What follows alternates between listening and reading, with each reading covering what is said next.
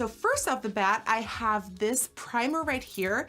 This is called the Soft Matte Pro Filter. Looks like this. So I'm gonna be applying it with my hands, and I'm gonna be using 2 to 3 pumps. So this is what it looks like. It does have a little bit of color, but once you start smearing it out, it starts becoming a little bit more translucent. Let's apply this. Oh, that smells so good. Oh my God. So as I'm working it in, I feel the primer sort of becoming a little bit more dry and full. So I really feel it hugging my pores and like, to tap it in to my skin, and it feels very soft. It has the tiniest bit of tackiness to it, like nothing major, but there's definitely something happening. It's more like a hydrated velvety feeling. Before we step into foundation, I am going to be playing with the sponge. Now, texture-wise, this sponge almost feels identical to the Tarte Quickie sponge. The softness, the bounce, the texture. Here we go, I'm so excited.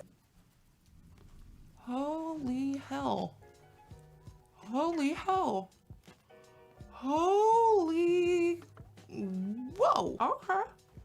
Okay. Was not expecting this coverage, although I will say it's not like a full coverage, it's more like a medium coverage. It's just that initial swipe is pretty like impressive, but then as you're blending it in, it loses a little bit of its coverage. See how you're like, oh my God, we're off to a great start, but then once you start working it in, it loses a tiny bit of that coverage. So I am noticing that the foundation dries really, really fast.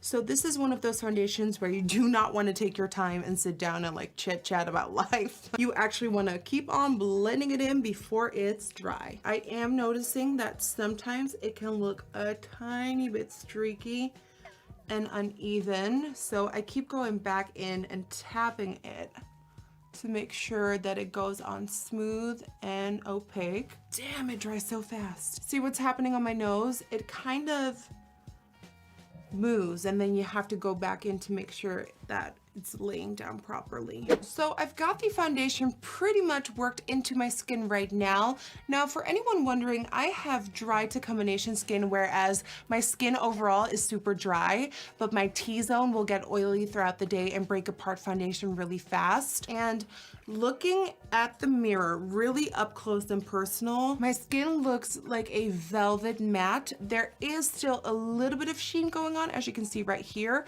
but it's definitely matte. Coverage wise, I would definitely give it a medium. When you start building it up too much to make it a full coverage, I feel like the foundation slips and slides a little bit too much and leaves you with like little dents and little patchy marks and little holes like I showed you on my nose, and it just starts looking wrong. So it does say online that you can layer this to a full coverage, but I feel like you have to be careful with that because it's just not gonna sit nicely. I don't see any major oxidizing going on just yet. I do see that the longer I'm speaking, the more matte my face is becoming.